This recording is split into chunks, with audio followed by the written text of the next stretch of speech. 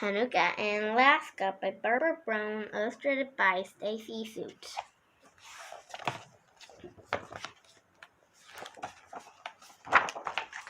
Hanukkah in Alaska. In Alaska in winter, we have to watch out for moose.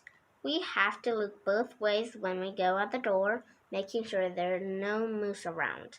That's because moose are very big, and they kick things that surprise them or make them angry. Their big kicks are strong enough to dent a car. My mother drives slowly in the winter looking out for moose.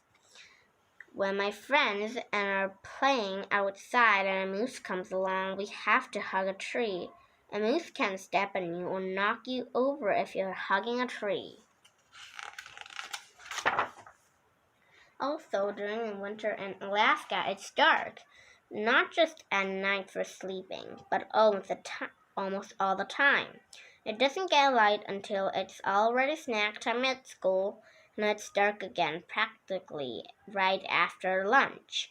Daytime is only 5 hours long, and sometimes when there's so much snow that it's covered up the window, daylight can barely peek in. Alaska snow piles up everywhere. It gets so deep that the moose with their skinny legs have trouble walking in it.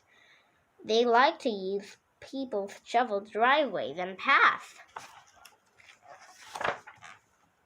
That's why Moose lives in our backyard.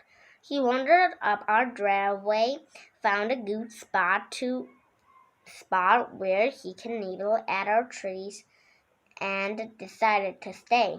He sleeps in our yard and eats our trees. I tried throwing carrots to him, even cookies, but he really liked the tree with my blue swing on it. I'm worried about my swing. Once we saw a moose walking around town with a swing in his antlers. He'd gotten tangled and just tore the whole swing away. I think the dark and the moose are making me kind of grumpy because even Hanukkah hasn't cheered me up. My friends and I pretend to be dread lines spinning in the snow, and when the mail lady comes, she always has another present for my aunt and uncle outside. Do you know that everywhere else from Alaska is called outside? But every time I light a new candle in our menorah, I look out the window, and it's still dark, and the moose is still there, too close to my swing, and eating our trees. My mother and I threw some apples, hoping he liked them instead, but he just watched them fall and eat more trees.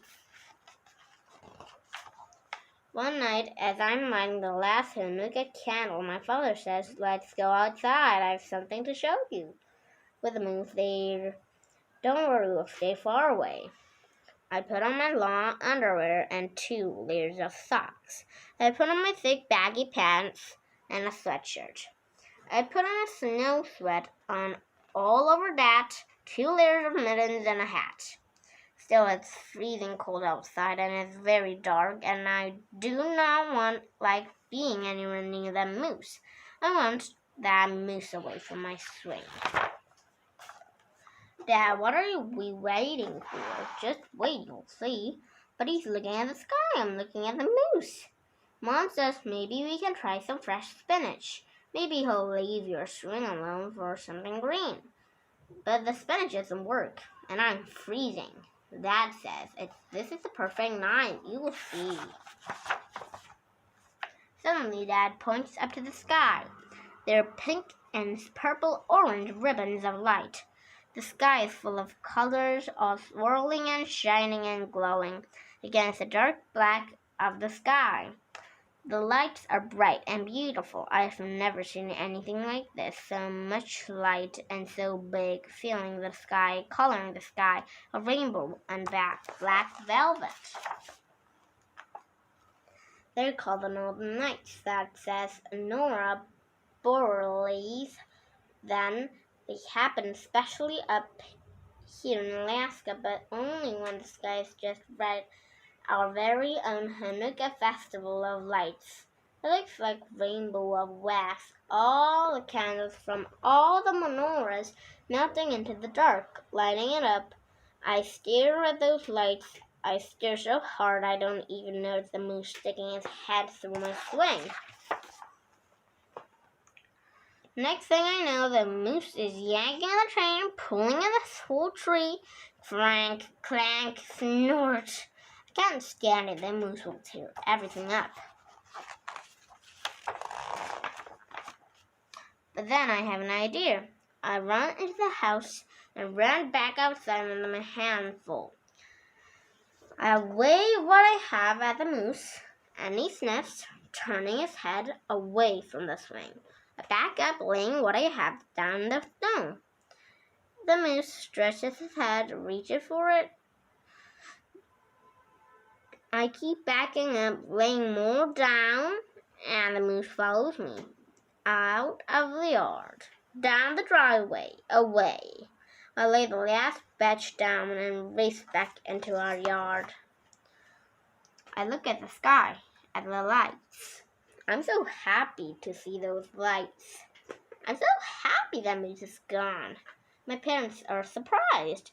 What did you feed him? They asked.